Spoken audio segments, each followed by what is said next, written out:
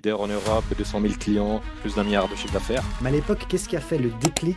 J'ai jamais eu l'impression d'aller travailler. C'est clair, c'est pas donné à tout le monde. S'arrêter trop tôt, c'est le pire défaut. C'est un conseil en or que tu nous donnes là. On s'est amusé comme des malades mentales. Ouais. Attends, Oui, donner oui. la réponse Je direct. te challenge. Je fais pas l'entrepreneur, je dois travailler pour le rêve de quelqu'un d'autre. Alessandro Soldati, je suis super heureux d'échanger avec toi. Pourquoi on devrait t'écouter pendant l'heure qui suit? Bah écoute, je suis entrepreneur. J'étais avant de l'autre côté de l'écran. C'est en écoutant un entrepreneur génial comme Pascal Meyer que ça m'a donné aussi envie d'entreprendre. Dans les derniers 15 ans, j'ai créé plusieurs boîtes. Une qui est aujourd'hui leader en Europe avec 200 000 clients, plus d'un milliard de chiffre d'affaires. Donc une belle réalité qui est Gold Avenue. À côté, des boîtes dans le camping, des conseils d'administration dans les médias, des boîtes qui ont réussi, des boîtes qui n'ont pas réussi. Donc j'ai fait un petit peu tout entre Lugano, Lausanne, Genève et Zurich. Donc, si tu es entrepreneur, tu veux apprendre d'autres entrepreneurs, tu es au bon endroit. Alors déjà, Alessandro, est-ce que tu as déjà été salarié dans ta vie? Oui, dans une spin-off qui était Gold Avenue, Ok. Actuellement, tu vis entre Zurich et Lugano. et tu as grandi. À Lugano, avec un peu partie de Lausanne, Genève, voilà, un peu toute la Suisse, disons. Ok, en vrai suisse. Le suisse allemand, tu le parles aussi, je t'ai pas demandé. Non, malheureusement pas. Ok. Je devrais l'apprendre Est-ce que, donc, comme ça, globalement, tu es entrepreneur depuis combien de temps? depuis toujours. Je dis toujours que vraiment ma première entreprise, c'était ramasser les champignons et les échanger pour des bonbons dans le magasin du village. Dans ta famille, tu avais des entrepreneurs? Des indépendants. Et oui, j'ai une partie de la famille qui a entrepris dans l'Amérique du Sud, en Argentine, Tu es entrepreneur plutôt solo, plutôt associé? associés. Est-ce que tu es quelqu'un qui aime recruter? J'aime me contourner de personnes qui sont plus intelligentes que moi, qui me permettent de m'améliorer constamment. Est-ce qu'aujourd'hui, tu considères que tu es bon pour recruter? Assez bon, oui. J'ai recruté des petites perles par le passé. Et pour gérer une équipe et inspirer une vision? Je pense que j'arrive à les embarquer sur une vision. Excellent. Est-ce que tu as des opinions qui ne sont pas populaires? Ouais, j'en ai plein, mais je sais pas si on peut tous les partager. Est-ce que tu considères que tu es un bon vendeur de nature? Je pense qu'un entrepreneur doit être vendeur. Toi, Alessandro, c'est quoi les 2 plus grandes valeurs que tu as en tant que personne et entrepreneur? Je pense l'authenticité et la transparence. Tu considères que tu es quelqu'un de structuré? Oui, il faut être structuré pour pouvoir gérer plusieurs choses. Tu es plus quelqu'un qui est dans la réflexion ou dans l'action? Dans l'action réfléchie. Est-ce que tu crois en la force du réseau? Oui, absolument. Le networking, c'est la clé du succès. Est-ce que tu penses qu'entreprendre aujourd'hui, c'est plus facile qu'il y a 15 ans? Alors, c'est plus facile, mais il y a plus de compétition. Maintenant, si tu devais dire quelle est la qualité la plus importante pour réussir en tant qu'entrepreneur? Bah, les gens peut-être rigolent un petit peu, mais c'est être têtu. Et quel est le pire défaut qui te garantit de louper ton entreprise? Ouais, il y en a plein, mais peut-être être têtu. Parce que s'arrêter trop tôt, c'est le pire défaut de toute entreprise que j'ai vue, parce que il y a des idées qui sont mauvaises au départ, mais en continuant à insister, on pivote et au fur et à mesure de pivoter, on arrive à trouver la voie. Donc je vois beaucoup de gens qui lancent et trop rapidement, ils se disent, bah, ça valait pas la peine et ils s'arrêtent juste trop tôt, quoi. On va essayer d'approfondir tout ça ensemble. On verra où la conversation nous mène, Alessandre. Mmh. Avec grand Alors, plaisir. on va commencer par ton parcours. On va pas pouvoir parler de tout, hein, parce que il faudrait, 10 heures dans ton cas. Mais on peut parler peut-être de Chronodeal, un 1er succès entrepreneurial. Alors, ce qui s'est passé, c'est que moi, j'ai toujours voulu entreprendre et mon père, de bon avocat structuré, m'a dit: «Avant, tu fais tes études et après tu peux faire ce que tu veux». Et donc je suis allé à l'université HEC toujours avec l'idée: «Bah, je vais faire quelque chose un jour». Et une fois, il y a Pascal Meyer qui est venu présenter Coca dans un cours de d'HEC et j'ai énormément apprécié cet, aspect très humain, très authentique du personnage et je me suis dit: «Bah, voilà, on peut monter des boîtes cool», avec un vibe. Je me suis beaucoup, vu dans cette approche et à l'époque, il y avait ce concours Start à l'université de Lausanne qui récompensait avec 20 000 francs la meilleure idée et moi, j'ai participé une première année avec une idée qui a pas convaincu la jury, donc ça allait nulle part et l'année d'après, je me suis dit: «Bah, on pourrait faire, Coca», donc la plateforme de Pascal Meyer, avec des enchères inversées, qui était un système que j'avais vu passer dans un autre cours. Et finalement, j'étais le seul participant sur 40-45 candidats à participer tout seul. Et étant donné que les jurys n'arrivaient pas à se mettre d'accord entre le premier et la deuxième place, il y avait un consensus sur moi en tant que troisième. Et ça fait que j'ai gagné la première place. Et juste à la fin de mon bachelor, ce qui m'a permis de lancer voilà, Chronodeal en 2014. Ça veut dire que sans les fonds de concours Start, tu te serais pas lancé? La question différemment, c'est de quoi tu as eu besoin pour te lancer comme ressource à l'époque? Je pense que les 20 000 francs et le fait que j'avais gagné un concours pouvaient justifier à ma famille, voilà, Mmh. parce qu'on répond toujours qu'on est jeune à la famille, hein, qui finance aussi le loyer et tout le reste. Ça a permis de justifier qu'il y avait un consensus sur le fait qu'il y avait quelque chose à faire. Parce que c'est possible que si j'avais pas gagné, j'aurais été peut-être forcé à devoir faire un master parce que, voilà, surtout avant, il y a une quinzaine d'années, faire un master, c'était fondamental pour réussir sa vie. Et donc, le fait d'avoir gagné ces 20 000 francs, qui est pas beaucoup d'argent finalement, mais à 24 ans, ça, pour moi, c'était une énormité et ça m'a vraiment donné le boost et l'excuse pour faire le grand pas, disons. C'est clair, c'est clair. Tu as aussi la validation je ne sais pas si c'était entrepreneurs dans le jury, mais de personnes qui ont validé l'idée. Ça veut dire que tu recommanderais aujourd'hui de participer à des concours de pitch, à des concours pour entrepreneurs ou voilà, quel conseil tu donnerais à quelqu'un qui a juste une idée, mais qui veut valider son idée? Oui, absolument. Je pense que il faut faire attention. Les concours prennent beaucoup d'énergie et ça valide pas souvent l'idée parce que on peut jamais choisir les juges. Donc, ça peut être aussi que les juges n'interprètent pas le potentiel de l'idée. Donc, il faut pas se fier à 100% des concours. Mais à Lausanne, ce que j'adorais, c'était cet écosystème très constructif, très soudé des entrepreneurs. Ceux que j'ai jamais retrouvés à Genève et j'ai jamais retrouvés à Zurich à Lausanne, ça m'a vraiment permis d'évoluer aussi dans les moments les plus sombres, parce qu'il y en a plein dans l'entrepreneuriat. Et le fait d'avoir cet entourage, ça aide beaucoup. Et donc, avant, on commence à se mélanger dans l'écosystème, même si c'est pas ton idée initiale, tu peux évoluer et rejoindre des équipes qui cherchent des gens qui ont envie de faire et qui ont envie de disrupter des industries. Donc, je trouve que c'est hyper important. Ouais, c'est clair. Puis c'est une façon intelligente de créer du réseau en ayant des sparring partners de façon gratuite, si on veut, avec qui échanger. Exactement. C'est un bon point. C'est vrai, t'écoutant, je me disais, les juges, ils dépensent pas forcément leur argent quand ils choisissent un gagnant, ils peuvent être influencés par la sympathie ou autre chose. La vraie validation d'une idée, c'est celui qui paye finalement, hein. Exact, et c'est avoir un client qui ouvre son porte-monnaie et il te met 5 francs, 10 francs, 1000 francs, mais qui tu peux démontrer qu'il y a un mécanisme scalable et répétable pour générer ensuite une réactivité. Ok, ok. Pour ceux qui nous écoutent, donc on peut expliquer Chronodeal, c'était une offre, je sais pas si c'était par jour ou par semaine, peu importe, mais en gros, c'était des enchères inversées. Plus on attendait et plus c'était intéressant. Mais si on attendait trop, on loupait le deal, c'est ça? Oui, bah, on avait toutes sortes de produits et on s'est vraiment amusé comme des fous. Bah, typiquement, si tu avais un iPhone qui coûtait en prix magasin 2000 francs, tous les 5 secondes, ça baissait. Mhm. Et le premier qui cliquait sur le bouton acheter remportait le produit. Donc, Ok, plus tu attends, plus tu économises, mais avec le risque que quelqu'un bah, te prend le produit avant toi. d'accord, d'accord. Et cette histoire, donc, elle a duré combien de temps? Enfin, cette histoire, cette Ouais, entreprise. cette première startup a duré environ 3 ans, 3 ans et demi. On a démarré le 23 janvier 2014 et on a liquidé la structure en août 2017. Ok, Donc, pardon, tu peux nous donner quelques chiffres, je sais pas combien de clients ont été touchés ou voilà, les oui, chiffres que oui, tu oui, oui, souhaites. oui. Bah, écoute, c'était hyper intéressant parce que avec du recul, nous, on avait une table, 20 000 francs. Tiens, je dis nous parce qu'à la base, j'étais tout seul, mais rapidement, j'ai trouvé des personnes qui voulaient partager cette aventure. Euh, et on devait, tu vois, avec 20 000 francs, tu vas pas très loin. Donc, on essayait de passer dans la presse, dans la radio, être hyper visible. On faisait un petit peu comme tous les startups qui sortent de l'université, interagir avec les étudiants pour essayer d'avoir du support.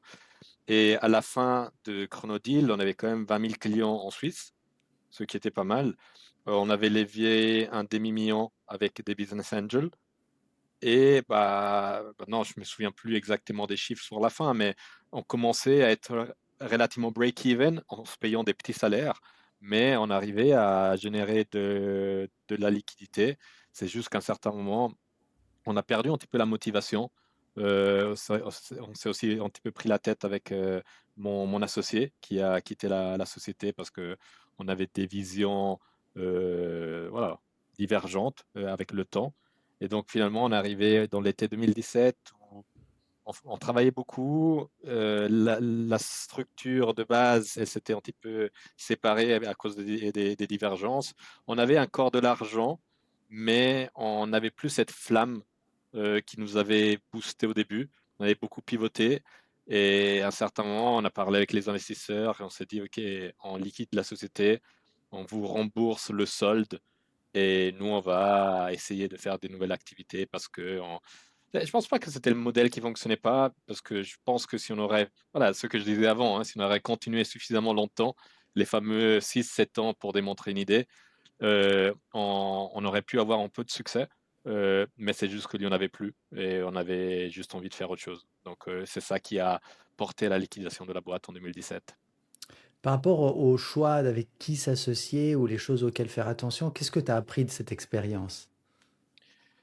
Je pense que le shareholder agreement, donc ce contrat qu'on fait au tout début, Le pacte des euh, associés, c'est ça ou le ou? pacte des associés, exact. Oui. Mmh. C'est vraiment quelque chose que quand on démarre, on n'y pense pas du tout parce qu'on est excité, on est ensemble. C'est un petit peu quand on trouve une copine et on se dit, ah, ça va être la copine de la vie. Mais après, au fur et à mesure que le temps passe, il y a les divergences qui remontent et après il y a des tensions et dans les relations, souvent on se sépare et les gens se disent, ah, comment j'aurais pu être amoureux d'une personne maintenant que je peux plus la voir.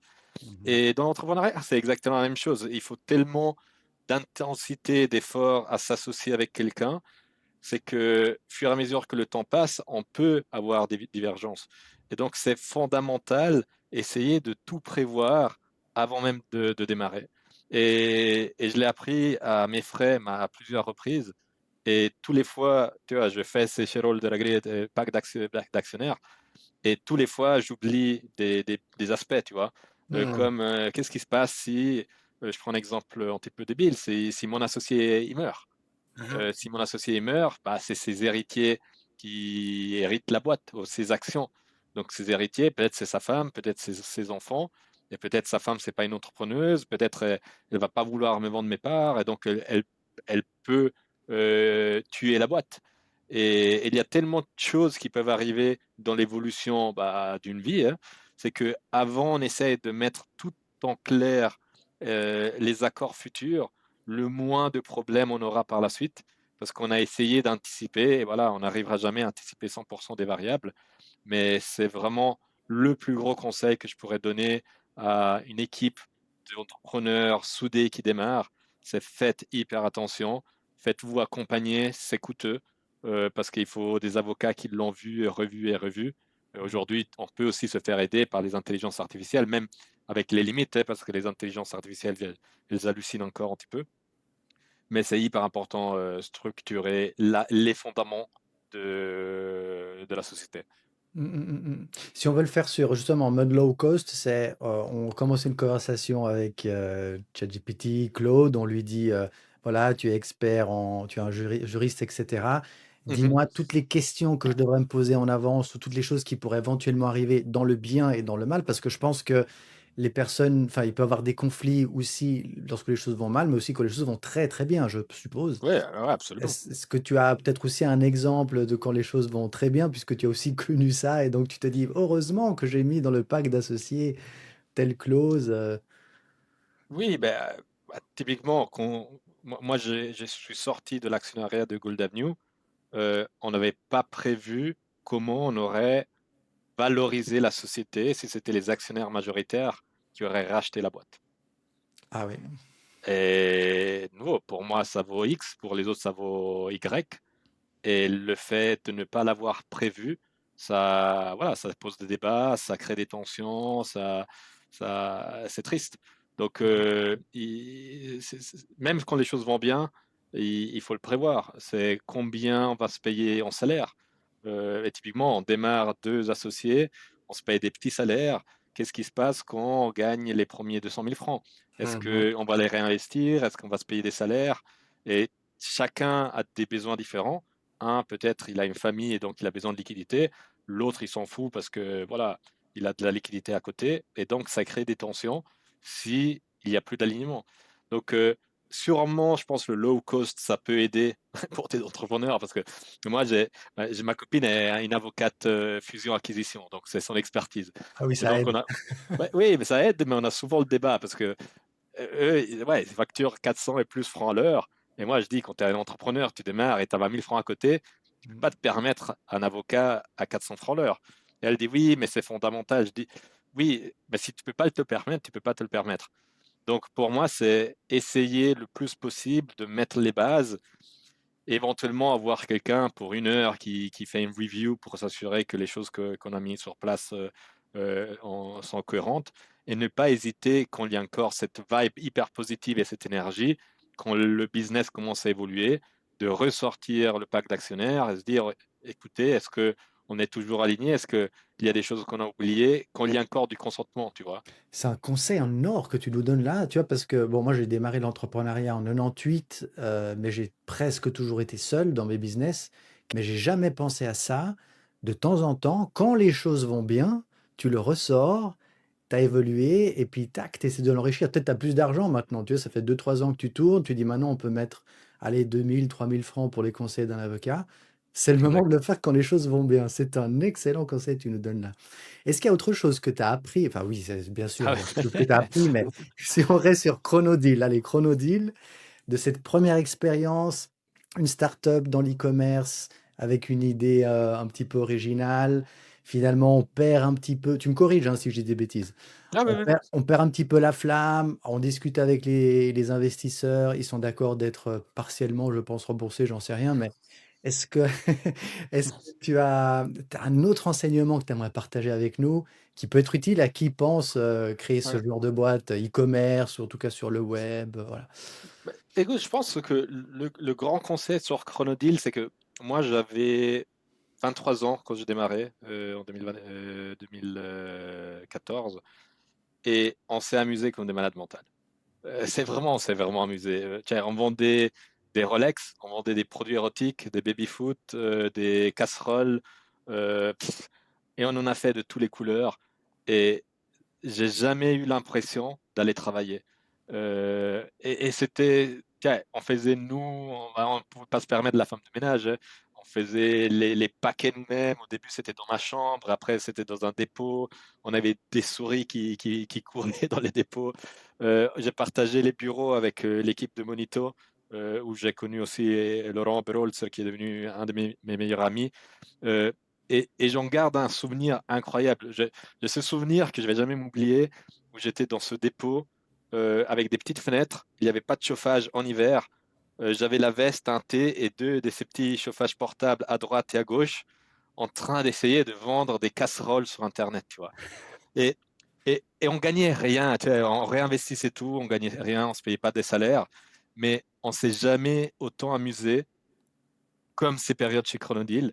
Et même chez Gold Avenue, on bougeait des millions, on était bien payé, on avait des super bureaux, c'était tout était vraiment plus de la vraie entreprise, mais c'était pas si amusant. Ouais, on s'éclatait pas de rire comme on l'a fait avec Chronodeal. Et je pense que pour un entrepreneur plutôt jeune qui nous écoute, parce que voilà, ces expériences-là, ne pas te payer, manger des noudelles tous les jours et travailler non-stop, tu peux les faire quand tu as 20 ans, quand tu as 25 ans, quand tu sors des études.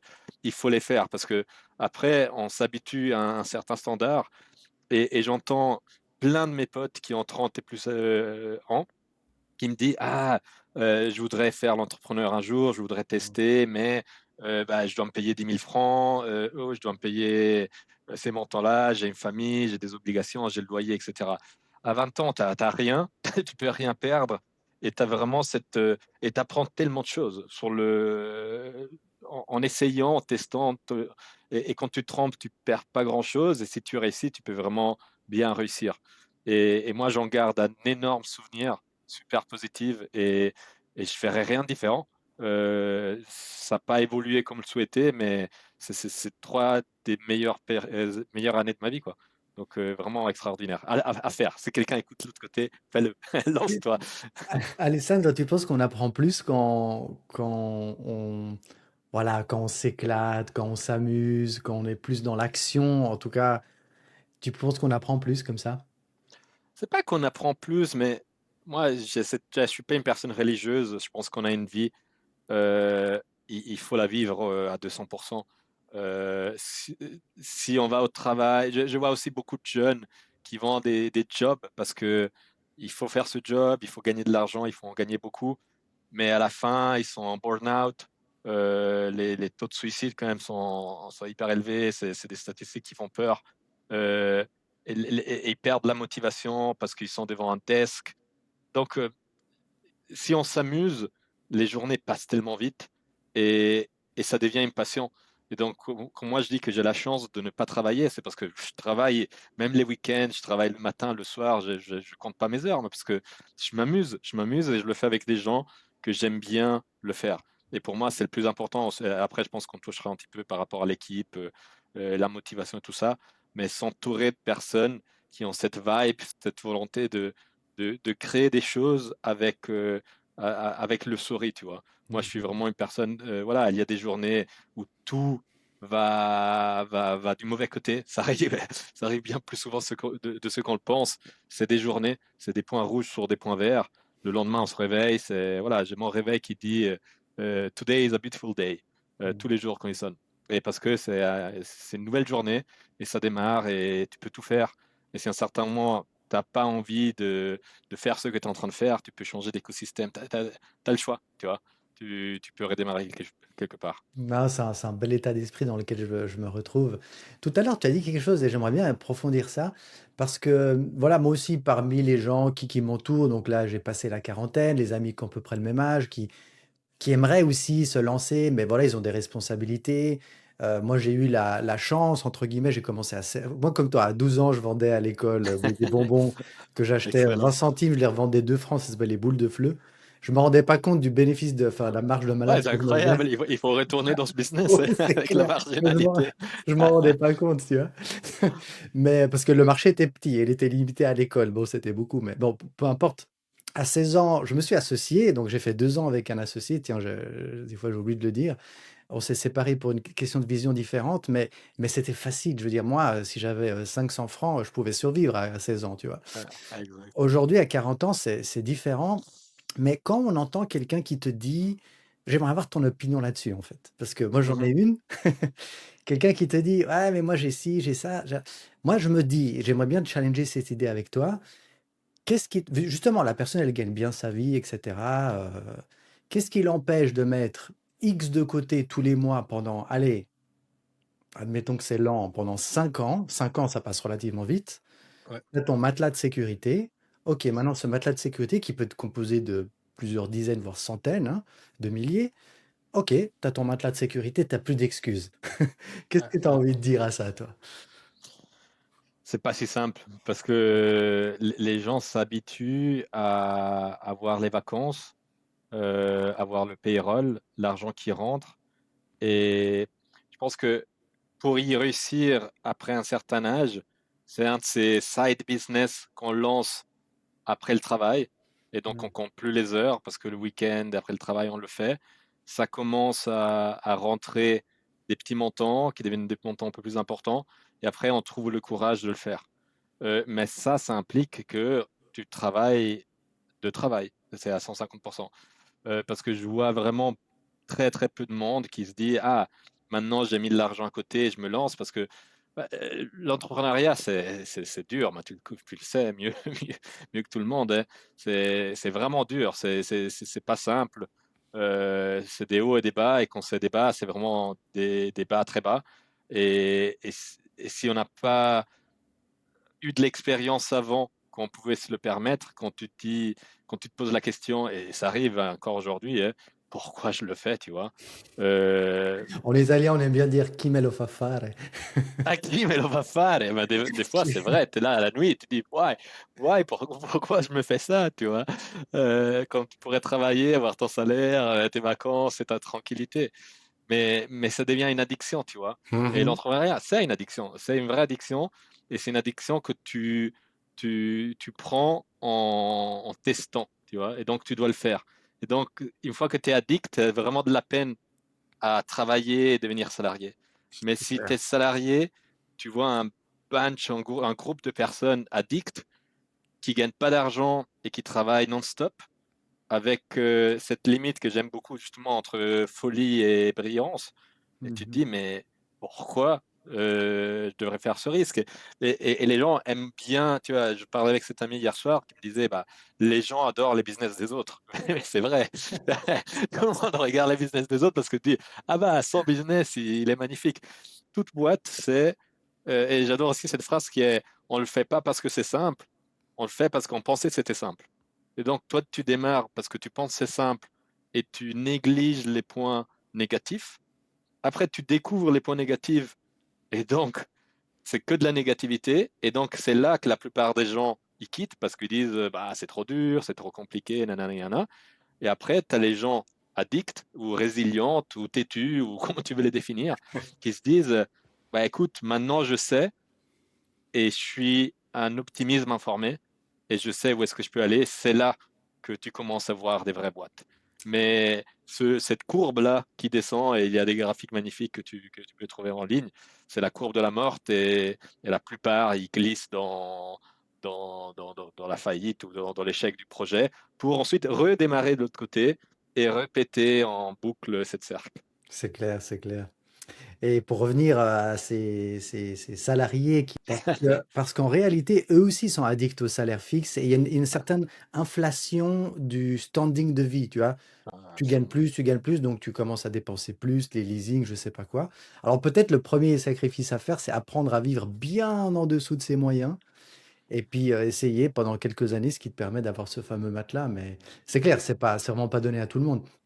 Donc Je pense qu'il y a un point hyper important que voilà, je le sors à quasi tous mes podcasts, c'est avec qui tu es, qui t'accompagne. Tu vois? Ma ouais. copine, c'est la première quand elle me voyait, à la fin de Gold Avenue, quand j'ai vendu mes parts, j'étais encore donc pendant une période salarié dans Gold Avenue. J'étais pas content parce que j'étais sorti de l'actionnariat et c'est la première qui m'a dit: «Bah, quitte et suis tes rêves». Et même elle m'a invité à partir 2 mois pour, l'Amérique du Sud, Costa Rica, Colombia, Panama, tout seul pour juste m'échanger les idées et là, elle me supporte tous les jours en sachant que j'allais passer de gagner, bah, les chiffres que j'avais gagnés avant avec, voilà, on voyager business, le restaurant et tout, pour repartir de zéro. Et je dis: «Mais j'ai aucune idée qu'est-ce que je vais faire après». Mmh. Dire: «Bah, voilà, tu vas trouver». Et donc je pense que le fait d'avoir quelqu'un derrière toi qui te supporte est vraiment crucial pour y arriver. C'est Parce que vrai. si tu as quelqu'un qui, quand tu rentres à la maison, te met la pression, voilà, avec toute la pression que tu as en tant qu'entrepreneur, bah, ça te commence à devenir vraiment, vraiment très difficile, quoi. Mais à l'époque, qu'est-ce qui a fait le déclic que tu t'es dit: «Waouh, c'est bon, là, on tient un truc, on va de l'avant»? Mais écoute, nous, tellement absurde, le déclic, ça s'est fait le premier jour du lancement. Et nous, on cherchait des produits à vendre. On appelait, bah, tous les revendeurs de produits. On se disait: On est 2 jeunes de 23 ans, on va lancer Chronodeal». Et ils nous posaient la question: «OK, bah, génial, vous avez combien de clients?» Je dis: «Ouais, on vient lancer, on a 0 client, qu'est-ce que tu prétends?» Tu vois? 0 client, 0 trafic, 0 site. Et donc bien évidemment, bah, tout le monde nous disait: «Bah, oui, tu es sympa, je t'aime bien, retourne dans 6 mois, 1 an et on va travailler ensemble». Et donc, tu es vraiment bloqué et je te dis: «Bah, qu'est-ce que je vais vendre?» Et je me souviens, on a vraiment galéré pour trouver les premiers 7 produits à vendre pendant les premiers 7 jours. Et à un certain moment, j'avais vu passer dans un journal que, Manor, bah, on peut prononcer le nom, hein, vendait des iPads à 20 de discount parce que c'était la promotion de Noël ou la fin de la promotion de Noël parce que c'était vers début janvier. Et moi, je connaissais quelqu'un qui travaillait à Manor, qu'automatiquement, ils avaient 10 de discount en étant employé chez Manor, tu vois? Mmh. Et donc je me suis dit: «Bah, parfait, je pourrais avoir des iPads à 30 moins cher que le prix de marché». Et donc on s'en est acheté 10, qu'à l'époque c'était quand même 2 000 francs, hein. Et quand tu as un capital de 20 000 et tu as déjà cramé un petit peu de milliers de francs entre frais légaux et cetera, tu te dis, bah, tu mets 10 de ta boîte dans des iPads. Heu et donc on s'est dit: «Bon, on a des produits, on a les iPads, ça va être le produit de lancement». Et après j'ai contacté 20 minutes et je leur dis: «Bah, on est des étudiants d'HEC, on a gagné un concours, on va lancer notre boîte et on va vendre des iPads potentiellement à zéro avec des enchères inversées». Et le gars, il dit: «Bah, c'est incroyable, c'est un super projet. Je vais faire un» pas un article, oui, c'était un article, c'était grand comme ça, je l'ai encore quelque part dans quelques paperasses. Et il y avait la photo de moi et mes 2 collègues, sur des boîtes comme ça et il y a écrit Chronodeal va lancer aujourd'hui, vous pouvez acheter un iPad pour zéro. Et ça a explosé. Chronodeal était parmi les 3 mots les plus recherchés en Suisse le jour de notre lancement. Waouh! Je pense que j'ai jamais eu dans ma suite, même pas Gold Avenue, et cetera, tu vois, dans Google Trend, numéro 3, parce que dans le Blick, les lendemains, il y avait tout, il faisait voir quels étaient les 3 mots les plus cherchés le jour d'avant. Il Vous faisait étiez avec Google. vous étiez déjà multilingue avec le suisse avec l'allemand, Non, non, non, c'était que en français. Mais quelqu'un en Suisse alémanique dans le Blick m'a dit: «Ah, mais il y a Chronodile dans le Blick», parce que c'était le 3e mot le plus cherché en Suisse. Et bah, du premier jour, on avait des milliers d'inscrits, le site qui crachait, les gens adoraient ça et trouvaient ça ludique, et cetera. Et bah, nous, on s'est dit, bah, on va devenir milliardaires. 1er jour, le site qui crache, des milliers de personnes qui nous posent des questions, ils nous envoient des messages et tout ça. Donc ça a vraiment donné un boost. Et derrière, on a continué à essayer de faire des opérations un petit peu de guerrilla marketing, un petit peu hors de Mmh l'ordinaire, mh. pour driver du trafic parce qu'on n'avait pas vraiment de moyens pour investir dans du SEO, dans du Google Ads. Bon, on ne savait même pas qu'est-ce que c'était à l'époque, hein, il faut être honnête. Mais c'était ça qui nous a vraiment fait démarrer Chronodeal. Excellent. Bah, ce que je retiens, c'est toujours la même chose, c'est le passage à l'action, quoi. Tu crées des opportunités, il fallait oser, hein, d'appeler le 20 minutes, il fallait oser de prendre le risque de ces 2 000 francs, de les vendre à perte parce que voilà. Mais joli, joli, bravo, hein. C'est en passant à l'action que les choses bougent. Juste avant qu'on Exact. passe à la suite, Heu, je n'avais pas prévu de parler de ça, mais je pense que ça peut être pas mal. Toi, tu fais pas mal de je sais pas si on peut l'appeler personal branding, mais tu voilà, tu prends la parole, en tout cas sur LinkedIn, Ouais. tu parles de sujets divers et variés. Qu'est-ce que ça t'a apporté ça, de publier régulièrement sur LinkedIn? C'est un no-brainer. C'est vraiment incroyable. Pour arriver, pourquoi je poste tous les jours sur LinkedIn? À l'époque, j'avais setup pas mal de bots, que aller sur LinkedIn à demander des demandes de contact, et Mmh. c'était pour promouvoir Golden New à des patrons d'entreprise, parce que les patrons d'entreprise étaient sur LinkedIn, et donc ça demandait automatiquement. Jusque LinkedIn m'a contacté en me disant: on sait que tu es en train d'utiliser un bot, ou tu arrêtes dans les 24 heures, ou on te efface ton compte. Et donc là, je me suis dit, bah, les gens qui peuvent acheter de l'or sont sur LinkedIn, comment je les active? Et je me suis dit, bah, je vais créer des contenus sur l'or. Et donc, j'ai commencé à créer des contenus sur l'or sur LinkedIn. Mmh. C'est juste que les gens euh, ils sont rapidement fatigués de lire des contenus sur l'or, tu vois. Mmh. Et donc, ils veulent voir autre chose. Et c'est là que j'ai compris que en publiant autre chose que de l'or, ça me permettait d'avoir des gens qui qui lisent mon contenu. Et après, une fois tous les 10 jours, je parlais quand même d'or. Mais maintenant, l'argument de l'or, c'était dilué par rapport aux arguments d'entrepreneuriat et autre chose. Et donc, c'est devenu un petit peu un challenge que je m'étais mis à moi-même, dire, OK, bah, je vais poster une fois par jour pour faire grandir cette base. Et au fur et à mesure, voilà, je suis passé de 1000, 2000, 3000, 5000, 10 000, aujourd'hui 20, 21 000 plus followers sur LinkedIn. Et ça te donne des opportunités incroyables. Oui, avec Gold Avenue, il y avait beaucoup de gens qui achetaient de l'or, effectivement. Mais moi, en moyenne, je reçois entre une et trois demandes par jour pour aller boire un café. Et boire Mmh. un café, tu vois, ça veut tout et rien dire. C'est le gars qui veut juste prendre un avis, qui veut avoir ton point de vue, etc. Il y a des gens qui veulent te vendre quelque chose. Il y a des gens qui ils veulent que tu participes. Il y a des gens qui veulent t'inviter à un événement. Ils veulent te inviter à un podcast, à la télé. Et ça m'a vraiment permis de prendre une place dans l'écosystème suisse en tant que voix dans l'entrepreneuriat. Et il y a des indicateurs que je suis, des fois, je pense que je suis dans les top 10 des personnes qui parlent d'entrepreneuriat en Suisse sur LinkedIn. Et après, derrière, ça a généré la volonté de créer une newsletter pour avoir, pouvoir encore donner plus de valeur aux gens qui suivent. Et donc, le Pink Crab, que c'est ma newsletter que j'ai lancée il y a un peu plus d'une année, une année et demie maintenant, où maintenant il y a 4000 abonnés qui lisent le contenu. Et la Suisse est petite. Tiens, c'est vraiment, on est 8 millions d'habitants, 9 millions d'habitants, mais les gens qui font de l'entrepreneuriat, c'est des centaines de milliers, tu vois. Et donc, quand tu commences à voir 21 000 personnes sur LinkedIn, 4000 personnes qui te suivent, euh, j'étais en boîte de nuit l'autre jour à Verbier et une personne m'a approché en me disant: «Ah bah j'adore ton contenu, je te suis, c'est hyper inspirant.»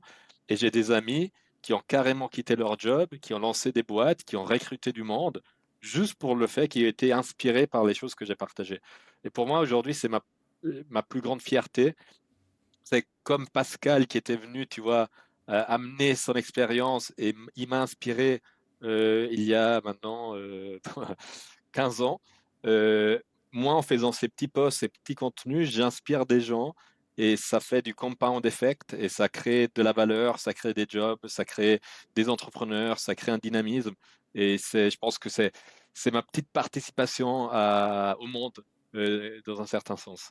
Non, mais c'est magnifique et merci d'ailleurs parce que ta participation à ce podcast en fait partie et c'est vrai que ça te permet d'enrichir les autres sans t'appauvrir. Au contraire, je suis sûr que ça bah, tu en sors aussi gagnant et Ouais, absolument. je trouve ça quand même dingue qu'on a tous la possibilité de le faire, mais très peu qui vont jusqu'au bout. Ce que je veux dire jusqu'au bout, c'est qu'il y en a plein qui disent: «Allez, je peux sur LinkedIn», ils essayent 1 ou 2 mois, ça marche pas parce qu'il y a vraiment cette notion que tu dis, les intérêts composés.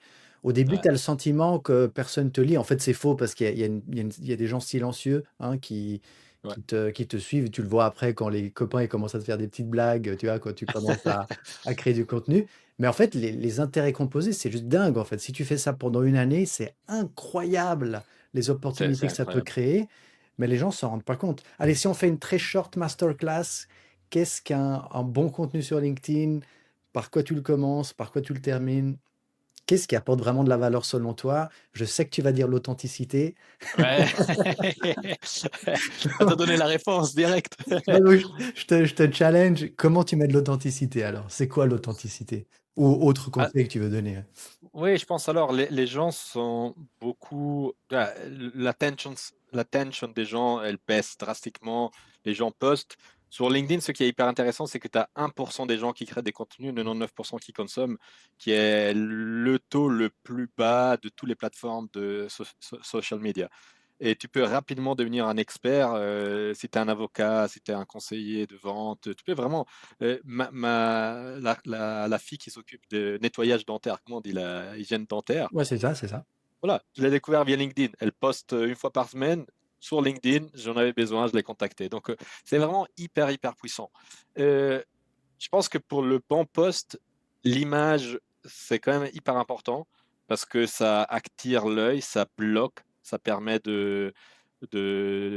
d'arrêter le scroll, surtout quand on est peu connu. Après, quand on devient de plus en plus connu, les gens te reconnaissent, donc ils vont quand même lire ton contenu, même si tu ne mets pas d'image. Mais je pense que quand on démarre, l'image est vraiment importante. La première phrase, ça fait 80% du poste Mmh. parce que ça fait cliquer. Et LinkedIn, les gens se disent: «Ah, tu as du succès si les gens like ou like pas ton post.» Je pense qu'il y a énormément de gens qui ne savent pas que certains des posts qui ont été les plus vus et plus virales de mes posts sont parmi ceux qui ont le moins de likes. Mmh. C'est ce que Parce j'allais que, dire, ouais. oui, c'est les arguments qui créent ou des débats ou c'est des non-dits ou des vérités que les gens n'osent pas trop en parler et que quand la personne les lit, elle arrive à se immédiasimare, comment on dit en français? À s'identifier, je À dirais. s'identifier, exactement, parce qu'il dit: «Ah oui, mais il a raison, il dit des choses qui sont vraies». Et si toi, tu arrives à mélanger ça avec, justement, la phrase qui accroche, une contenu authentique, où tu te dévoiles aussi un petit peu. Parce que j'ai plein de family office, banquiers, et cetera, qui veulent trouver des clients. Ils disent: «Ah mais jamais je vais donner, de moi-même sur LinkedIn parce que moi je suis un business discret». Je dis: «Oui, bah, oui, who cares?» Tu vois? Il y aura des nouvelles boîtes qui vont y arriver et qui vont arriver en étant authentiques. Parce que je pense que les gens veulent pas voir des gens qui réussissent et que c'est il y a beaucoup de gens que sur LinkedIn, ils postent seulement les choses positives de leur vie. «Ah, je suis très fier de vous annoncer que j'ai racheté une boîte, que j'ai fait un diplôme». On s'en fout, tu vois? Les gens, really, ils s'en foutent de tes achievements. Tu ils s'en foutent de toi, et comme ils s'en foutent de moi. Ils lisent pas Soldati parce qu'ils sont curieux de voir si j'ai fait mon nouveau record à la salle de sport. Ils ont rien à foutre. Eux, ils essayent de capter de l'information, du know-how authentique dans lequel eux, ils peuvent identifier et l'appliquer pour eux-mêmes.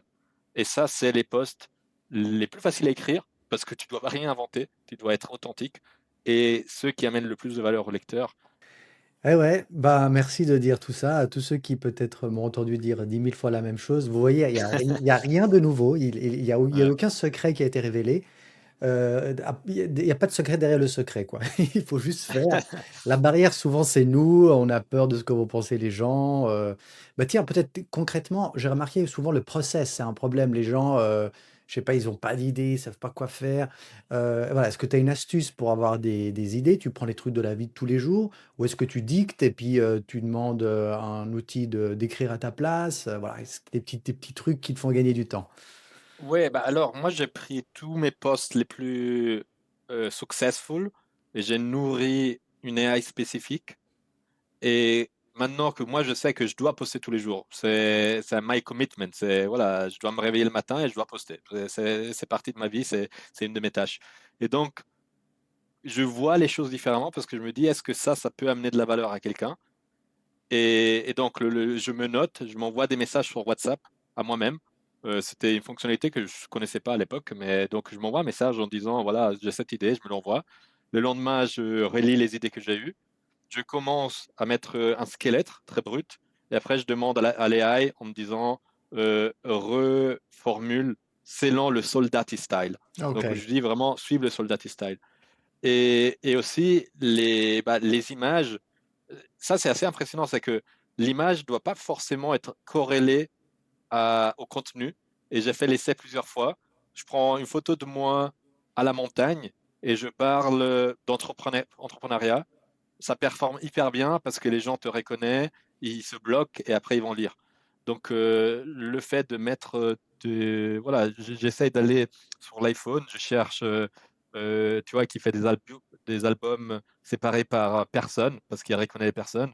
Je cherche les albums avec ma tête et après j'essaie de découper des images et les polish un petit peu pour les mettre, sur LinkedIn pour avoir du contenu et ça marche très bien, quoi. OK. Tu as des posts que tu écris en avance ou c'est vraiment chaque jour, chaque jour, chaque jour? Qu'est-ce qui se passe si tu es Alors malade, tu es en vacances? non, non, j'ai fait des périodes, en écrivant à l'avance, et ça prend du temps parce que si tu le fais tous les jours, c'est 10 minutes.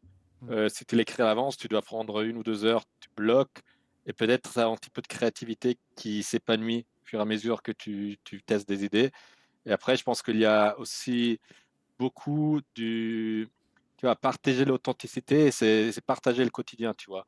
Mmh. Donc voilà, le week-end passé, je savais que j'étais occupé, donc j'ai programmé en avance et donc ça tourne tout seul.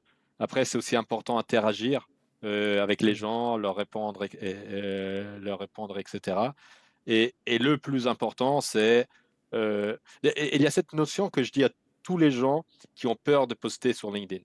Parce que la peur, c'est le jugement. Mmh. C'est souvent ça. C'est même pas la créativité, parce que les gens sont créatifs, on est des belles créatures les humains, tu vois? Mais c'est le jugement et donc les gens se disent: «Ah oui, mais si je poste ça, ma réputation nanani nanana».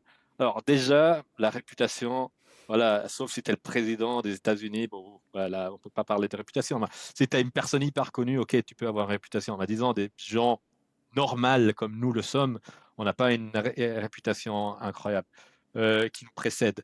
Mais si le poste ne performe pas parce qu'il est nul, les gens ne vont pas le voir. Exact. Et les gens ne le voient pas parce qu'ils vont pas interagir, il est nul, personne va le voir et donc le fait d'avoir peu d'impression et de visibilité sur un post, c'est pas une mauvaise chose. Ça te donne un insight, te dire: «Bah, ça intéresse pas, personne l'a vu, who cares?» Si ton post, il a été bien conçu et il part viral et beaucoup de gens le voient, c'est parce que beaucoup de gens ont pensé qu'il était, pertinent. Donc, c'est un win-win écosystème où les choses qui fonctionnent pas ne fonctionnent pas et n'abîment pas ta soi-disant réputation. Mmh. Et les choses qui fonctionnent par viral et voilà, peut-être c'est pas la photo parfaite de toi, t'as pas souri comme tu souhaitais, etc., etc. Mais les gens, ils ont une mémoire tellement short que 5 minutes après, ils ont déjà oublié, tu vois. C'est clair, c'est clair. J'ai l'impression que LinkedIn, surtout en Suisse, a hérité de cette idée, de l'époque, c'est: «Ah, on va voir qui me voit, on va c'est ma carrière» et cet je te fais une anecdote, ça m'est arrivé il y a pas longtemps, si la personne se reconnaît, c'est vraiment pas, personnel, donc on va rester anonyme. Mais voilà, Enzo a fait Enzo, donc qui m'aide, c'est mon assistant, Ouais, une petite faute, d'orthographe sur une image et tu sais, sur LinkedIn, on peut pas modifier les images quand tu les postes. Tu peux ouais. modifier le texte, mais pas les images. Et en fait, ce poste a mieux performé que la moyenne et je pense qu'un des critères, c'est qu'il y a cette grosse faute qui est bien visible. Les gens, ils passent sur l'image, ils voient le truc, ils tiltent un petit peu. Ça fait du dwell time, en fait, hein, tu sais, le Ouais, temps que les gens, ouais. ils passent dessus. Donc les gens, gentiment, après, les gens sont bienveillants sur LinkedIn, c'est incroyable, c'est pas Twitter ou comme ça. Les gens, après, ils t'écrivent en privé: «Ah, attention, il y a une faute». Tu les remercies. Moi, aucun problème d'avoir que qu'il y ait une faute parce Ouais. qu'on est des humains, on fait des fautes et alors, tu vois? OK. Mhm, mhm. Mais la personne qui était impliquée dans le post, elle a insisté pour qu'on supprime le post et j'ai vraiment Mhm. essayé de lui dire, mais vraiment avec bienveillance: «Mais c'est génial cette faute, c'est une bénédiction. Tu fais, 2 fois plus de vues que les autres grâce à cette faute, profites-en en fait» et puis voilà, les gens sont bienveillants. Mais je crois qu'il y a encore en Suisse ou chez beaucoup de gens cette idée, voilà, je dois être parfait. Mais c'est justement la perfection qui enlève Ouais, ouais. l'authenticité, tu vois? Bah, c'est la peur du jugement et c'est ce qui bloque, des personnes brillantes qui pourraient faire des Mmh. choses incroyables et qu'avec la peur du jugement que finalement à nouveau, j'aime cette phrase qui dit: «Tout le monde est tellement concentré sur sa propre vie pour s'en foutre de ta vie», tu vois? C'est exactement ça. Heu et je dirais encore une autre chose, c'est qu'avec, l'intelligence artificielle qui prend de plus en plus, d'ampleur dans nos vies, les fautes et les images, pas polies, pas polished, Ouais, ouais, pas heu, parfaite, on va dire, pas léchée, pas quoi. parfaites, oui, ça regagne en visibilité parce que les gens cherchent cette authenticité. Parce qu'ils veulent pas être nourris par les AI, ils comprennent plus qu'est-ce que c'est vrai et qu'est-ce que c'est pas vrai et le fait de voir un texte avec une faute, ils se disent: «Ah bah, finalement une faute», tu vois? Mais ouais. Heu, Non, donc non, je mais trouve que c'est hyper important. c'est un très, très, très bon point et ça m'a rappelé que quelquefois j'ai laissé la faute justement pour pas là, c'est des petits trucs, tu vois? Genre tu inverses 2 lettres, tout. Ouais, ouais, ouais, Même ouais, il y ouais. en a qui disent dans leur prompt, ils disent, à Mais Claude des ou fautes. à enfin, de temps en temps, insère une faute pour fake. C'est Ah, grave, on en est un. j'ai jamais osé. Après, tu vois, moi, j'utilise surtout aussi l'intelligence artificielle pour améliorer mon anglais, OK, qui est pas ma ouais, langue maternelle, parce ouais. que je poste tout en anglais pour être, voilà, plus, atteignable en Suisse, dans les différentes cultures. Mais si j'écrivais en italien, oui, bah, mon italien n'est pas parfait. Je pense que je laisserais les fautes parce que ça fait partie du personnage, quoi. Ouais, ouais, ouais, ouais. Bah, écoute, merci d'avoir partagé ça sur LinkedIn, c'est super intéressant. On va avancer un petit peu dans ta vie. Donc, qu'est-ce que tu as appris de ce business en dur que tu n'avais pas appris avec Chronodeal? Quelles leçons tu as tirées de celui-ci? Oui, bah, écoute, je pense que le plus grand enseignement, c'est le fait que des boring business, comme les Américains les appellent, donc des Mmh. business ennuyeux, Mmh. personne, j'aurais jamais imaginé que le camping, c'est un bon business, tu vois. Mmh. Mais c'est des business de service et comme je le disais avant, c'est bah, ou c'est rentable ou ça l'est pas. Ah ouais. Et donc, si c'est rentable, c'est super parce que c'est rentable. Et tu peux amener des outils technologiques pour améliorer la rentabilité, les Mmh. systèmes et la structure en tant que telle. Mais ça te donne cette réalité de, il faut pas forcément, et ça, c'est ce que je dis souvent aussi aux jeunes entrepreneurs, même aux entrepreneurs en général, c'est, il faut pas forcément vouloir faire la boîte qui fait le milliard. Euh, Parce que le Gold Avenue, ça a été un casse-tête sans fin, tu vois. Le camping, oui, ça a eu ses up and down, ses difficultés, etc. Mais en complexité sur une échelle de 0 à 10, Gold Avenue, c'était 11 et le camping, c'était 2. Ah ouais. Et le camping, c'est quand même une super réalité, très rentable. Et quand tu te dis, bah, les magasins, les restaurants de kebab, les pizzerias, les kiosques, les électriciens, les jardiniers, il y a tellement de bons business qui sont très rentables et qui peuvent être improved, automatisés et être scalables dans certaines limites, hein, où tu vas jamais faire 100 millions probablement en Suisse en faisant du jardin, mais tu peux faire des chiffres très importants avec de la belle marginalité. Donc, euh, moi, je suis grandi dans une époque, c'est comme si j'étais vieux, mais quand, quand j'étais à l'université, il y avait, même au lycée, tous les entrepreneurs, c'était Snapchat, Facebook, c'était 2 billion tech ideas que tu vas disrupter la planète. Et donc, tout le monde voulait faire l'idée hyper complexe, hyper euh, tech-driven et focus sur Internet. Mmh. Et le camping, le plus gros enseignement, c'est de regarder les business réels, les business tangibles, parce que la plupart des entrepreneurs, parce qu'il faut les appeler entrepreneurs eux aussi, hein, c'est pas si t'es tech, c'est entrepreneur, et sinon tu l'es pas, mais les petits magasins, les achats d'or, les, les second-hand shops, pizzeries, il y en a tellement. Mmh. Et les réalités de ces chiffres, quand tu vois, moi avec Gold Avenue, on recevait beaucoup de dossiers clients qu'on devait analyser pour comprendre l'origine de leur fortune. Et tu vois où les gens font beaucoup d'argent. Mmh. Et souvent, c'est pas Internet. Souvent, c'est des business que toi, tu te dis, c'est pas un business intéressant et c'est des super business. Et il y a peu d'intérêt des nouvelles générations à reprendre ce business parce qu'on les a un petit peu mis à côté en les appelant boring, mais c'est des magnifiques réalités, quoi. C'est un bon point, surtout qu'on peut entrer dans ces réalités qui sont là, qui répondent à un besoin qui est centenaire, millénaire. Il y a pas besoin d'éduquer une population. On a tout de suite une réponse, ça marche pas. Mais on peut intégrer de la technologie, de l'expérience utilisateur et en fait disrupter, enfin disrupter, améliorer, quelque chose qui et de se démarquer de la concurrence. C'est un bon point que tu donnes là. Mmh mh. OK. Heu, J'aime bien poser une question avant de passer, à la suite. Ouais, Une vas-y, vas-y. question, je passe un peu du coq à l'âne. Tu l'as dit tout à l'heure, l'entrepreneuriat, c'est pas facile. Voilà. Moi, c'est ce que je préfère et je changerais pour rien au monde, mais c'est pas une voie facile, on est d'accord. Ouais, Toi, c'est clair. Alessandro, qu'est-ce qui te donne de la force et du courage quand tu as l'impression que tout va mal? Je pense que ce qui me donne le plus de force, c'est penser que si je fais pas l'entrepreneur, je dois travailler pour le rêve de quelqu'un d'autre. Ouais. Et Ouais. comme je l'ai dit avant, on a une seule vie et I want to max out. Tu vois, je veux optimiser, je sais pas optimiser ma vie. Je suis, bien sûr, j'essaie d'optimiser ma vie, mais euh, c'est, il y a cette image, voilà, pour quelqu'un qui croit pas dans le paradis et l'enfer, c'est tu meurs et tu trouves après ta mort le Giuseppe que tu aurais pu être. Mmh. Et, et cette image-là, elle est hyper puissante parce que tu te dis, si au lieu d'aller travailler en banque pendant 20 ans, j'aurais fait autre chose, qu'est-ce que j'aurais pu être? Et, et, et si tu le découvres que une fois que tu es mort et tu vois, ah waouh, c'est ça que j'aurais pu être, et je me dis, bah moi, j'ai pas besoin d'attendre de mourir, je veux le découvrir sur le tas et peut-être ça va aller nulle part, mais je vais te donner toutes les chances. Et j'ai aussi cette autre phrase que j'aime beaucoup. euh, How big would you dream si tu savais que tu peux pas échouer? Donc, si tu te dis, aujourd'hui, tu sais, tu as un super pouvoir, tu vas pas échouer, n'importe quelle chose tu fais.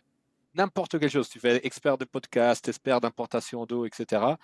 Et tu vas pas échouer parce que tu as un super pouvoir de ne pas échouer. Quelle serait ton ambition? Où tu t'arrêterais? Et je parlais avec mon ami hier qui me disait, je t'aime bien à l'Est parce que quand je parle avec toi, tu ne parles jamais de faire un truc au Tessin ou en Suisse. C'est toujours, ah, on est en train de voir l'Europe, tu vois. Parce que je dis, pourquoi pas? Pourquoi pas? Pourquoi on peut pas se donner plus d'ambition? Après, voilà, si on échoue, on s'en fout parce qu'on aurait appris plein de choses. Et l'apprentissage, c'est ça qui nous rend meilleurs et qui nous permet de la prochaine fois faire encore mieux, tu vois. Et avec Gold Avenue, avec, ton équipe, tes partenaires, tu vas nous en parler, c'est ce que quand même vous avez réussi à faire. C'est quand même, une belle success story pour une boîte, suisse. Est-ce que tu peux juste donner quelques chiffres? On l'a déjà fait, je sais pas si c'était hors ligne, antenne, je sais pas. Gold Avenue, d'où tu es parti? Qu'est-ce qui s'est passé Ouais, à la fin? Qui est pas bah, fini, hein, donc, mais voilà. ouais, c'est pas fini, mais il y a, justement, j'étais rentré au Tessin après Chronodeal et suite à mon mail que je vais envoyer à mes contacts LinkedIn, il y a Cyril Debavier, qui est un des fondateurs de Swiss Rock, qui est un ami et un entrepreneur de succès aussi, euh, qui m'appelle et me dit, Alès, on cherche quelqu'un qui parle italien, français, anglais, qui a de l'expérience dans l'e-commerce, disponible à démarrer demain matin pour un projet dans l'or. Et je lui dis, bah écoute, je pense pas qu'il y en avait, il y a des milliers de personnes sur la liste. Je pense que je match toutes les cases. Il y avait encore le vol Lugano-Genève, donc je me suis dit, bah voilà, c'est à 30 minutes de chez moi, donc c'est parfait. Et après quelques discussions, bah, je me suis retrouvé à Genève dans un bureau de 14 mètres carrés. Il y avait un ordinateur, 1 million sur le compte en banque. Et la question était, bah, groupe MKS PAM Group, qui est un des leaders dans l'industrie des métaux précieux, voulait créer une présence dans l'e-commerce. Ils y avaient déjà essayé 2 fois. Ils n'étaient pas arrivés. Ils avaient closé les 2 projets. Ils y croyaient plus vraiment. Ben, la nouvelle génération, ils voulaient y donner une chance encore. Et donc, finalement, c'était donnant à un jeune euh, plutôt carte blanche, plus ou moins carte blanche, pour essayer de faire les choses comme lui il les pense et pas comme on les pense nous, experts de l'industrie, qu'on n'arrive pas à disrupter cette industrie parce qu'on est biaisé du fait qu'on est des experts.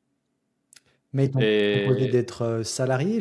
J'ai un truc que je comprends pas là. ouais, oui, oui, non, à la base, l'idée c'était, ah, on t'offre un salaire. Moi, je dis, bah, jamais de la vie, je travaille pour un projet si je ne suis pas actionnaire. Mmh. Donc, on a trouvé un arrangement. Donc, j'étais actionnaire minoritaire de Gold Avenue. Et bah, on a démarré cette aventure en novembre 2017. Et tu vois, quand je te dis l'entrepreneuriat, c'est dur, c'est vraiment dur. Je me souviens encore, j'étais dans cette chambre de 14 mètres carrés avec une fenêtre avec un écureuil qui passait tous les matins. Je lui laissais les noms. C'est mon seul ami. À Genève, je connaissais personne. Novembre à Genève, bah voilà, l'hiver dans les grandes villes en Suisse, tu sais que c'est pas l'euphorie, hein. Surtout quand tu as Il grandi au pleut, Tessin. bah voilà, il pleut, il fait triste, il fait gris. Je connais personne, je connais pas l'industrie, c'est hyper réglementé. Euh, C'était vraiment, vraiment dur. Vraiment dur. À plusieurs reprises, je me suis dit, voilà, la fameuse question, qu'est-ce que je fous là, tu vois? Et ça, c'est encore une fois, tu as le informed pessimist qui commence à kick in et tu te dis, pff, on va pas aller très loin. Et ben, bref, ça nous prend un an pour développer le site. Il n'y avait pas de ChatGPT, Gemini, Cursor et tout ce qu'il y a aujourd'hui pour développer, hein. Donc, c'était bah, du code sur du code sur du code avec des systèmes complexes de gestion du stock, de identification de personnes avec carte d'identité, avec des autorisations légales. C'était un vrai, vrai, vrai bordel. Jusqu'en octobre 2018, on se dit, finally, sous pression du bord, sous pression de tout le monde, une tension vraiment palpable, on lance le site. Finally, notre site est en ligne. Et Et on lance le site. jusque-là, Oui, vas-y, vas-y. personne connaissait enfin, vous aviez fait du marketing, vous aviez annoncé la couleur, vous aviez validé le concept ou vous avez travaillé en mode, dans mon garage et puis on dit: «Hey». C'était plutôt dans mon garage aussi parce que le groupe ne voulait pas vraiment assumer qu'on faisait partie du groupe. Ah! Parce qu'ils se disaient, bah, de toute façon, ça va pas réussir. En réalité, il y avait, oui, une partie de la famille qui y croyaient, sinon ils n'auraient jamais lancé le projet. Mais il y avait aussi une partie de la famille qui disait, bah, on a déjà essayé, ça n'a pas fonctionné, on va pas y arriver maintenant, tu vois. OK. Et donc, c'était vraiment un petit peu underwater, sous l'eau, qu'on avançait. Et en octobre 2018, bah, j'avais contacté un petit peu mes potes et voilà. Et tu démarres, tu mets le site en ligne, 1 an de travail, des salaires de développeurs, il y en a qu'on a payé. Et bah, c'est la brutalité d'Internet, c'est que bah, tu as une goutte dans l'océan. Ça a été tellement dur. C'était tellement dur parce que le premier mois, je pense qu'on a eu 3 commandes, 8 commandes, 8 commandes, mais la marge moyenne qu'on faisait par commande, c'était 20 francs, tu Mmh vois. mh, mmh. Donc, on avait des dépenses pour 20 000 balles et on gagnait 20 balles, tiens, oui, ok, 100 balles. Et le mois d'après, c'était 100 balles de nouveau. Il n'y avait pas aucun momentum. C'était vraiment, tiens, dans un écosystème tellement compétitif. Et, et après, en 2000, Ça t'a changé de chronodeal. ça m'a changé de chronologie. Oui, bah, exactement. Dans ce cas-là, on n'a pas démarré avec le boost Ouais. de Chronodeal. On a eu cette chance du boost. Là, c'était vraiment, on est une goutte dans l'océan. Et tu as vraiment ce feeling, t'es personne, t'es rien, et tu vas jamais réussir. Mmh. Et en plus, tu passes tes heures dessus, tu te casses la tête, tu dors pas la nuit, tu es à 200%, tu es loin de ta famille, tu es à Genève. Et what the hell I am doing? En plus, avec, oui, des gens qui te supportent, des autres qui te supportent moins, tu as l'impression de casser les œufs à tout le monde. Donc, ouais, c'était pas simple, mais on a tenu dur. Et en 2019, on avait quelques commandes en plus, on avait changé 2, 3 choses sur la plateforme. Et ensuite, fin 2019, on avait fait une collaboration avec Coca, où on a vendu une pièce en or avec une loutre, ce qui était très sympa parce que pour moi, c'était un petit peu boucler la boucle Mmh mh. avec mon début avec Chronodeal. Et là, on a vu la première fois plusieurs centaines de commandes en quelques heures, ce qui a complètement collapsé le système logistique, qui était dans la raffinerie au milieu des montagnes de lingots d'or. Et nous, on déplaçait des pièces de 500 francs à droite à gauche. Et je me faisais détester tous les fois que j'allais au Tessin. Et les gens me disaient, ah, arrêtez avec votre délire pour gagner 20 balles. Vous êtes en train de nous faire perdre des milliers de milliers de francs Mmh. en logistique, comptabilité, etc. Et après, il y a eu Covid 2020. Et avec Covid, nous, on avait quand même une plateforme qui était un peu plus user-friendly. Et les gens, gentiment, ils se sont intéressés plus aux investissements alternatifs, les crypto, NFT, montres, vin, or. Donc, on a commencé à avoir un petit peu de traction. Et là, on s'était rendu compte que les projets crypto, avec les influenceurs YouTube, ils arrivaient à driver beaucoup de clients. Et il y avait plein de youtubeurs qui parlaient comment devenir riche avec la crypto. Et donc, il y avait énormément de contenu par rapport à ça. Mais il y avait personne qui parlait de l'or. Et ce que je me suis dit, je dis, bah, écoute, il y a déjà ces gars qui font du contenu pour des gens qui veulent investir. On va les contacter pour faire des contenus rattachés aux finances personnelles et donc à l'or. Et comment l'or pourrait être une diversification parmi les autres choses. Et je pense que ça, c'était vraiment une des clés qui a transformé Gold Avenue. Donc c'est une Parce stratégie que ça nous. de micro-influence si on veut, quoi. C'est même pas. Nous, on a eu Thibaut InShape qui est venu à la raffinerie. Si tu tapes Ah ouais, Thibaut OK. InShape, et moi, je le dis tous les fois que je parle avec quelqu'un, Thibaut InShape un jour va être le président de la France.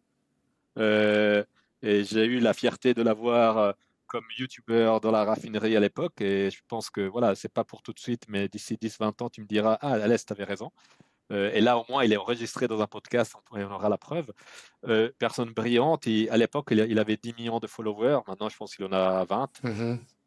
Et il venait, il faisait la vidéo dans la raffinerie, on l'a posté, et ça générait du trafic, ça générait des ventes. Et on appelait des Italiens, on appelait des Anglais, on appelait des Allemands. Et derrière, on avait intégré un système de referral. Donc, Mmh. si tu invitais des personnes, et même système qui marchait bien dans la crypto. Donc, tu gagnais un pourcentage de la marge que nous, on gagnait. Et celui-là a commencé à donner une impulsion de croissance à Gold Avenue, ce qui a commencé à compound au fur et à mesure parce que les clients qui ouvraient un compte, ils adoraient notre solution parce que était quand même pensé pour un public plus tech, plus comme nous, les jeunes, on s'inclut là-dedans, hein. Euh, et celui-là, ça fait compound au fur et à mesure. Et donc, les clients étaient très fidèles et continuaient à racheter derrière. Et donc, ça a commencé à faire effet boule de neige. Et après, derrière, il y a eu la guerre en Ukraine, l'inflation, nanani, nanana, pour continuer à grandir, grandir, grandir, à tel point qu'un certain moment, le groupe qui, à la base, n'était pas partant dans l'e-commerce, ils ont racheté le leader au monde aux États-Unis.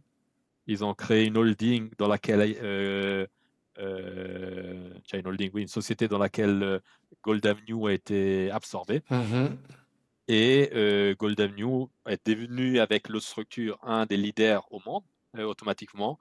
Et aussi grâce au fait qu'on avait accès à leur expertise, à leurs produits, à leur catalogue, à leur know-how, et aussi à beaucoup plus de flexibilité, parce que finalement, on avait, disons, un grand frère qui nous laissait faire des choses que peut-être avant, on n'était pas autorisé à faire, parce que c'était pas considéré assez, voilà, suisse. Là, on avait des Américains qui nous poussaient à faire la différence. Et celui-là, ça accélérait davantage. En plus, pour les derniers 18 mois, le prix de l'or, il s'est envolé de 2 000 $ à 5 000 $, l'argent de 20 $ à 100 $. Et aujourd'hui, Gold Avenue est un des leaders en Europe, avec des centaines de milliers de clients. On a dépassé les 200 000 clients. On fait des centaines de millions de chiffres d'affaires par année. On a dépassé, je pense, le milliard en stockage pour nos clients. Et c'est magnifique, ouais, success story avec une équipe motivée, et ça continue à grandir. Là, le groupe vient d'intégrer une autre grosse réalité allemande, qui est un des marchés qu'on avait de la peine à pénétrer. Et avec cette structure, on est censé continuer à la croissance. Donc, je suis très confiant dans le dire que Gold Avenue, d'ici 5-10 ans, va être le leader incontournable en Europe dans la vente de métaux précieux en particulier. Dis donc, c'est magnifique d'avoir pu participer à cette aventure depuis l'intérieur en tant que CEO en plus, d'avoir été têtu suffisamment longtemps. Bon, je crois comprendre que voilà, c'est un business avec des grosses barrières à l'entrée, des très, très complexes. Heureusement qu'il y avait les fonds d'un groupe qui croyait sans y croire, sans l'assumer. Mais c'est trop, trop beau. On s'arrête ici pour ce premier épisode. Moi, j'ai eu énormément de plaisir. Et je te propose, c'est que tu viennes ben, cet été et on fasse un épisode en live dans le studio qui est en cours de préparation. Qu'est-ce que tu en penses? À une condition, Ah, si les gens ont bien aimé cet épisode. c'est vrai, c'est vrai. Donc voilà, il Que- faut que les gens laissent des commentaires, C'est qu'ils ça, apprécient, c'est ils ont ça. apprécié ou pas. Parce que si tout le monde dit, bah, T'as on n'a pas raison, vraiment aimé Soldati, t'as raison. pas la peine de faire un deuxième, on va économiser le temps les deux, non? C'est ça, t'as raison, t'as raison, t'as raison. Alors, qu'est-ce qu'on leur demande de faire? T'as dit commenter, est-ce qu'on leur donne un petit mot-clé, comme ça on est sûr que ils ont vu même jusqu'à la fin? Quel est le mot Jusqu'à la fin, improbable qu'on peut leur dire? le mot improbable, c'est toujours Pink Crab, c'est le nom de ma newsletter. Très bien, t'es Et smart. donc, tu le mets dedans, on va voir combien de personnes ils ont écouté jusqu'à la fin et vont mettre le petit emoji, quoi. C'est ça, avec un petit lien d'affiliation, comme ça chaque inscrit, on saura qu'il vient de cette vidéo. Exact, exact, Non, mais exact. alors vraiment, tu fais bien de le dire. Donc, voilà, pour te suivre, je crois que c'est assez facile. Alessandro Soldati, donc sur LinkedIn. Tu as ta Ouais. newsletter. Euh, ouais, c'est ça. Ou autre chose que tu veux dire, si on veut entrer en contact avec toi, boire un café, comme tu disais. Ouais, bah, je sais que je bois quasi pas de café, déjà parce que j'aime pas beaucoup, et derrière ça me prend une chier de temps. Mais non, mais moi j'essaie toujours de donner de mon temps, et j'essaie tous les semaines de passer au moins 15 minutes avec 2 ou 3 personnes que je connais pas, parce que je crois beaucoup dans cette force du réseau. Donc de ne pas hésiter à m'écrire. Je réponds quasi à 99%. C'est des fois, ça m'échappe parce que je clique trop de choses à la fois, mais je réponds quasi à tout le monde parce que j'aime répondre aux gens. Donc, de ne pas hésiter. Après, voilà, de ne pas être frustré si je dis que j'ai pas le temps et le rendez-vous, c'est pour dans 2 mois, 3 mois. Mais j'essaie de garder de mon temps pour redonner en arrière parce que je pense vraiment que la force, ça se fait ensemble. Et comme tu l'as dit avant, c'est du compound. Moi, je perds rien sauf, voilà, mon temps à partager, mais ça peut te donner beaucoup à quelqu'un et ça peut créer des impulsions qui font la différence. Super, excellent, excellent. Et puisque tu parles de ça, il y a peut-être des gens, une ou 2 personnes qui viendront, de ma part. Essayez les amis, quand vous contactez Alessandro, d'apporter de la valeur, quoi. Essayez, Ouais. c'est vraiment la moindre des choses, mais si vous le suivez, commentez quelquefois sur ses posts. C'est des trucs tout simples, mais qui font qu'on sort du lot parce que ces messages dit: «Hey salut, j'ai envie de boire un truc pour trouver des synergies», ça marche pas, c'est pas intéressant. Ouais, Apportez de la valeur les gars, OK? exact, c'est un très bon conseil. OK Alessandro, Merci pour la merci précision. infiniment. On fera la suite si les gens se manifestent et Exact. un énorme grazie, merci beaucoup de tout cœur. Grazie a te Giuseppe. Merci à toi qui as regardé cet épisode jusqu'au bout. Likez cette vidéo et surtout de t'abonner. Je te dis à bientôt sur cette chaîne ou ailleurs sur cartonnet.com.